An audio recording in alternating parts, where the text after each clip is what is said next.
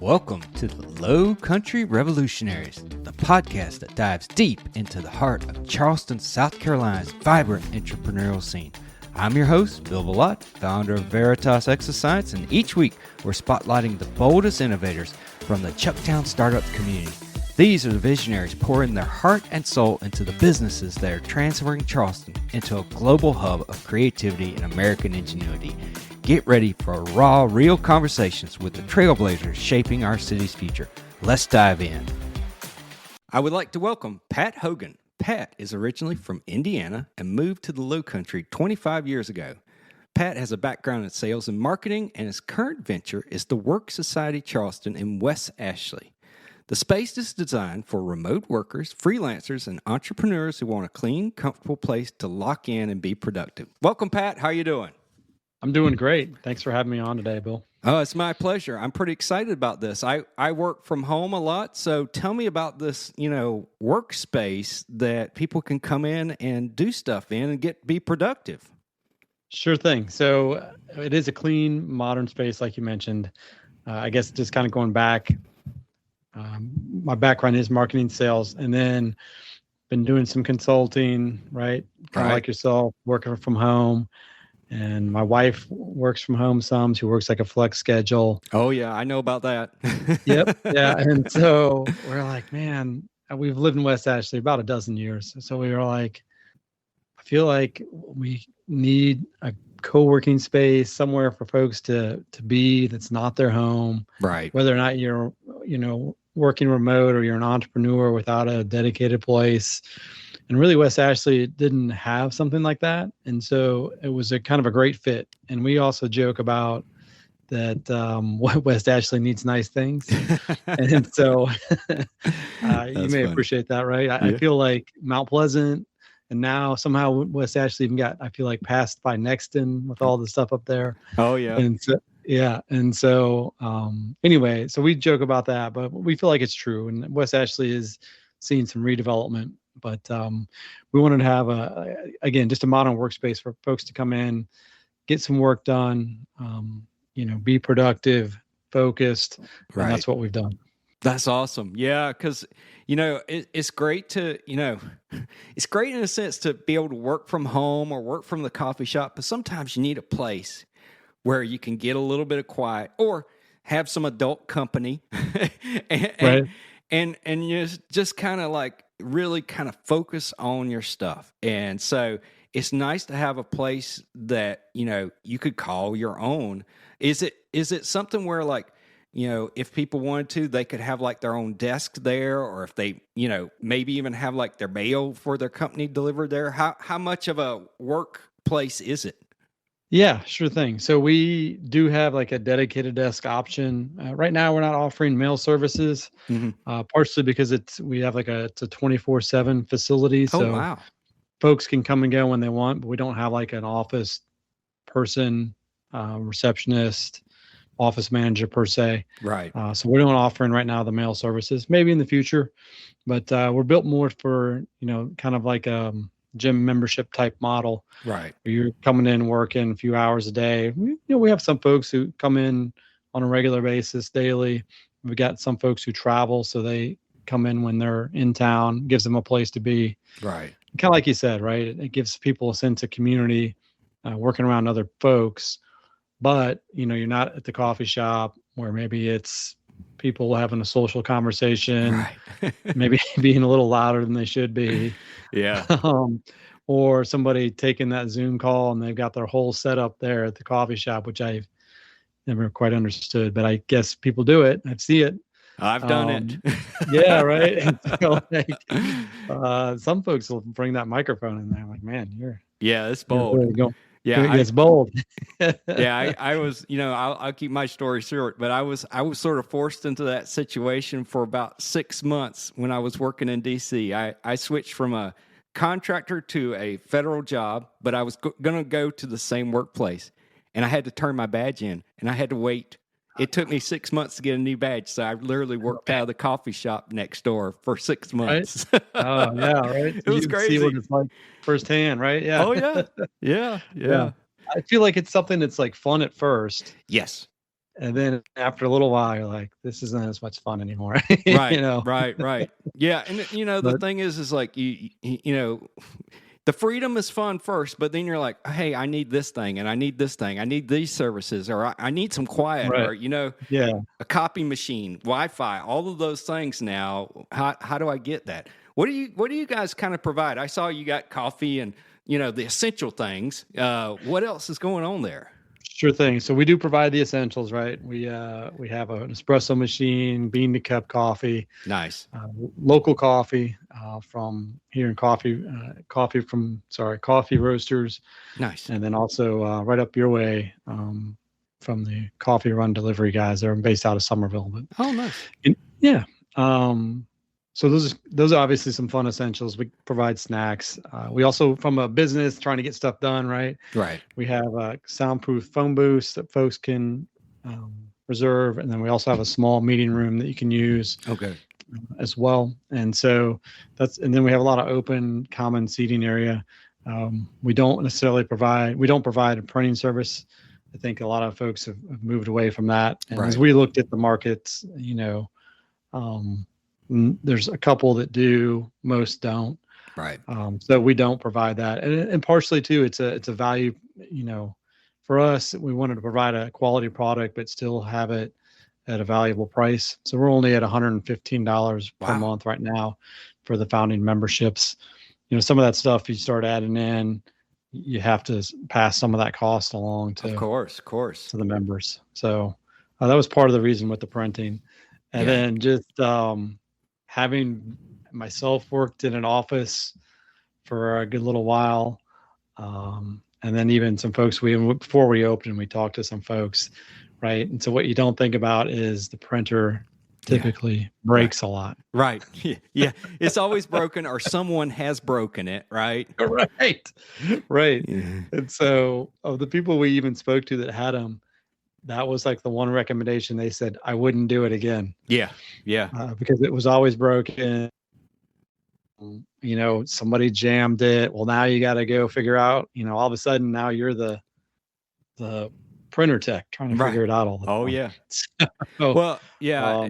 And we learned, like, I used to work for NIST in the federal government, and one of the things that was a big cybersecurity aha moment was that all copiers, printers, the commercial ones, they all have hard drives in it. So if you have a bunch of different businesses using the same copier printer, everybody's mixing and matching their IP on that same thing. That could be a problem. Sure. Yeah. So thankfully we don't have that issue, so. Yeah. But yeah, that's interesting. I mean, we've liked it a lot for sure. We're only a few months into having the business. It's been great. I have a different, kind of a diverse crowd of folks, right? Remote workers, solopreneurs, small businesses who don't want to have an office per se, but want to have a place where everybody can kind of get together, 2 or 3 people, and meet. So it we feel like it fills a lot of needs in our community, which is one of the things we wanted to do, obviously. Absolutely. Are you guys connected in any way to any of the other workspaces? I know there's a few, and I think there's, like the Entrepreneur Center and stuff like that down in Charleston. I think there's some places in Mount Pleasant. There's maybe one place, I think, in Somerville. Are you part of a network with people, or are you sort of solo right now? So yeah, we're solo. We're locally owned and operated. My wife and myself.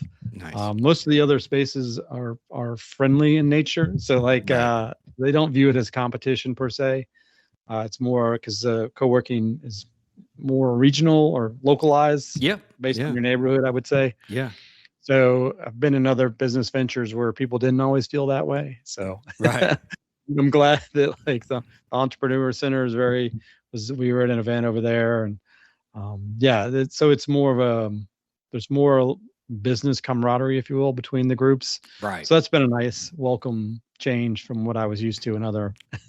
I totally get that. And other markets. I've talked to a lot of people across a lot of different markets down here, and that's pretty true pretty much in every business sector in the Lowcountry, which is quite special. There's a lot of camaraderie. A lot of people sort of believe in the spirit of, a rising tide floats all boats down here. So I'm glad to hear that it's the same for you and your market segment too. Yeah, it has been, which has been nice. Like I said, it's a little bit of a change from what the business we worked on or operated previously. It was definitely not that way. Well, that's a welcome change for sure. What do you want? Yeah. What do you want people to know? Should they just drop by? Should they email you? What do people need to know to get involved with what you're doing and how to access the things you have available? Yeah, sure thing, Bill. So I think the easiest way for folks is the easiest way is just to book a free session with us. Come on out. So, right, there's pluses and minuses to 24/7. The one minus is it's a little tougher just to drop by. Right. While I'm at the facility, at the space, a good amount of time, I'm not always there 8 to 5. And so like dropping in is going to be a little trickier. If you go to the website, you can book a session, you can fill out a contact form if you're not sure when you want to come out. And then you can just say, hey, I'm looking to come this week, next week, or I just want more information. We're happy to reach out to you and figure that best fit for you. Yeah. We want you to have a chance to come out and see the space, see if it works for you, and if it's something that you would enjoy. That's cool. Is it, I think I know the answer, but I'm going to ask anyway. Go for it. Is it only for businesses, or is it available also for nonprofits and other types of situations? Yeah, sure thing, Bill. So we're not turning anybody away. Okay. Right? Yeah, everybody's welcome. That's awesome. Yeah. And again, just with the low flat rate, we try to make it something that is accessible for anybody who wanted to come out, nonprofit, again, remote worker, whoever that would fit the bill for. So yeah, anybody's welcome to come out, try the session, and then hopefully join from there. How is here's a key thing I always think about, especially since I do a lot of stuff remotely. How is the Wi-Fi there? How's the internet bandwidth? Is it pretty strong? The bandwidth is strong, and so that was the one thing, right? When we got into this, was the one thing we knew couldn't go down, right? So like the Wi-Fi's always got to be up, and it's always got to be good.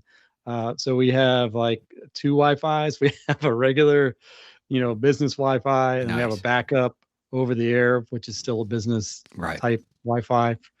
And then we use, without getting too much into the weeds, but we'll go a little in the weeds. We use Unify to amplify the signal, and then also provide a little bit extra security for folks. Nice. With that as well. So yeah, knock on wood, no issues with the Wi-Fi. But yeah, we went with the regular network and backup network just so it would never go down. Nice. Yeah. So if someone wanted to do like, a lot of, whether it's some sort of business meeting type thing, host a webinar, even do like what we're doing here, do a podcast show, there'd be plenty of bandwidth and everything to do it from there, right? Correct. Plenty of bandwidth. Yeah, we definitely, we're mindful of that. So no issues. We have multiple people in there doing Zoom calls all day, every day. Well, not all day, but multiple calls at once every day. So yeah, no issues. So, awesome. Mindful of that for folks that, we know fast and reliable internet is kind of a given these days, especially for our business. Right. And since you're really focused on, the West Ashley type area, supporting the local community, tell us more about that. Tell me, who I've probably driven through West Ashley, but I don't know anything about it. Tell me about it. Oh, yeah, good question, Bill. We love West Ashley. We've lived here about, like I said, about a dozen years. And before we lived in West Ashley, we moved up from Johns Island, where we had lived about 10 years. Wanted to be closer to town. Again, we like it because you're close to everything, right? You can jump on 26, be over to Mount Pleasant in about 20 minutes, really. And then you're also close to downtown, whether you're going 26 or you're going the surface streets. So you're not far from downtown either. So again, from a community standpoint, we've liked it a lot. There's definitely redevelopment going on here. Right. And they're trying to do something with Citadel Mall. MUSC is kind of taking all that over, but almost. Right. But trying to do more redevelopment here. And I know we talked about that a little bit. It was part of why we wanted to kind of jump in there as well. But we just like the community. You have a lot of Charlestonians, really from West Ashley, still here, born and raised. Like even our neighbor across the street was celebrating like 50 years in her home and had a little party. So wow, that's amazing. Yeah, it's kind of cool. You have a lot of people, like I said, who've been around the area a long time and have seen a lot of different things. So from a West Ashley local community standpoint, we love living here and love being part of that business community. Yeah, that's amazing. And so is sort of West Ashley sort of defined as like, okay, you're across the Ashley River from downtown Charleston? Is that how you define it? What's the historic context of West Ashley, if you know? Yeah, that's exactly it, Bill, right? So it used to be, people would call it west of the Ashley. Oh, okay. before they called it West Ashley. So if you come across people who have lived here a long, long time, they would say, "Oh, you live west of the Ashley."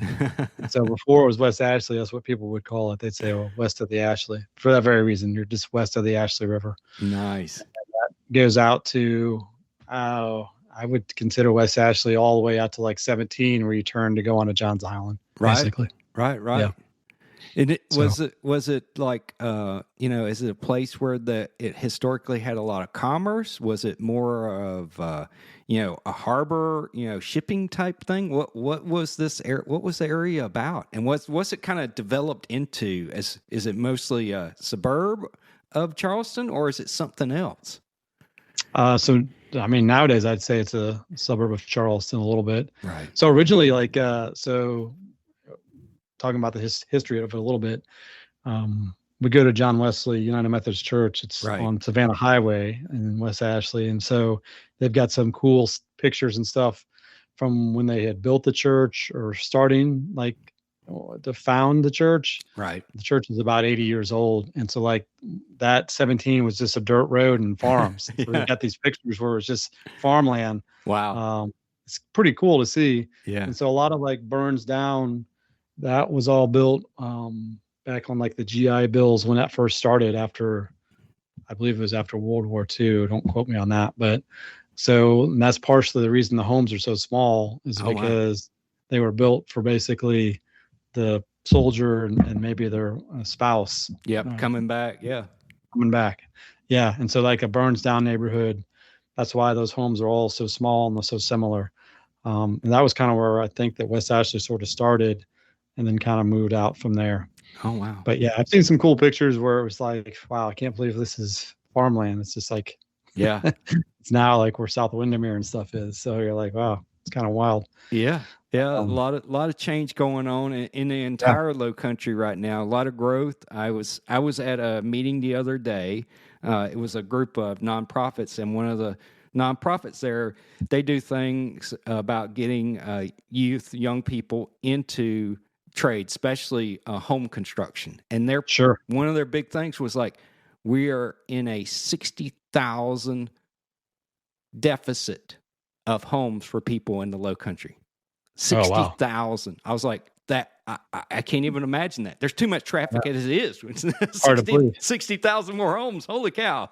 Right. Must be why there are all those apartments. Yeah. It's amazing. It's amazing. So,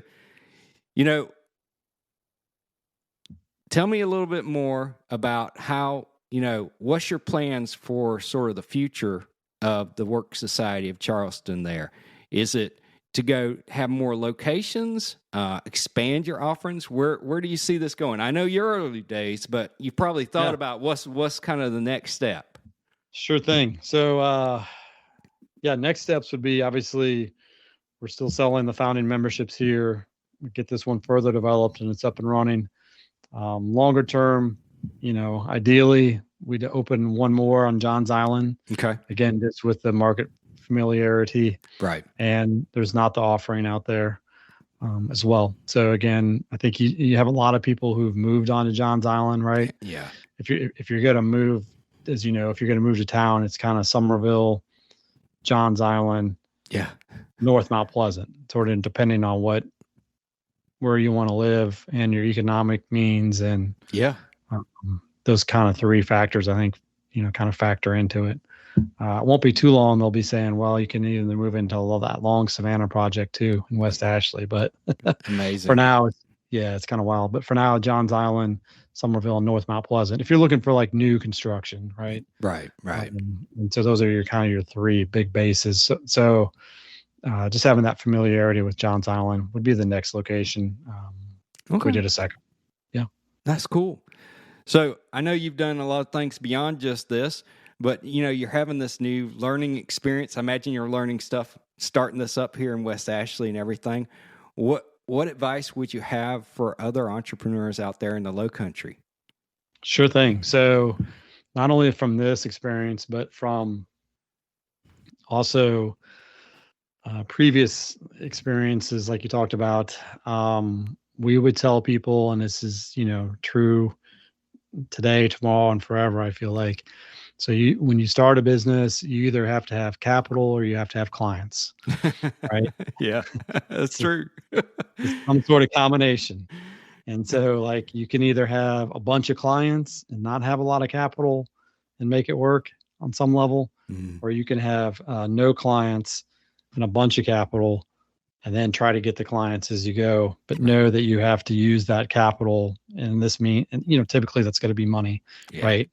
Your financial capital to gain those clients. So over time, right, that you get more clients and then you don't have to use as much of that financial capital to acquire them. So that's what I would tell people. There's really no way around it. You either have a lot of one or a lot of the other. Yeah. And so what I've seen, in my opinion, again, just having started doing more network since we've opened the business, I've been doing more networking, getting out there, meeting more people. I think that that's just something that would probably be a benefit to people. Yeah. I see a fair amount of people that don't have either one, right? Yeah, that's going to be a struggle, right? Yeah, it's a struggle, right? And so, you have to have one or the other. Yeah. And the other thing I would say is like, hey, at some point you have to say, I'm going to put my own capital, I'm going to do it. Right. Yeah, right. I think a lot of folks want to rely on, I need investors. I need investors. But at some point you have to also be willing to have capital, your own skin in the game, if you will. Yeah. Yeah, absolutely. Again, a long way to say capital or clients, one or the other. No, that's great. I mean, it sort of ties in with the classic economic model of supply and demand and all that. It makes sense. And it's hard to have both starting out. So yeah, I think that's great advice to people. It's like, gives you some sort of simple metric of like, okay, I need one of these two things to really get started. Right. And that's great, Right. Yeah, for sure. Well, awesome. Pat, this has been great. I wish you very best of luck with all of this. I'm really glad you're doing this this offering for West Ashley. I'm hoping we're going to get some more out where I am too. Yeah.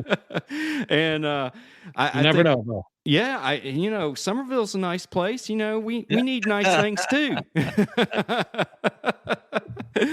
So yeah, I really appreciate this, and I think you're doing great stuff. So I wish you all the best of luck, and hopefully people will contact you after they hear this episode, and you'll have more than enough to do. Yes, that'd be great. Thank you so much. All right. Well, you have a great day. You too. Thanks, Bill.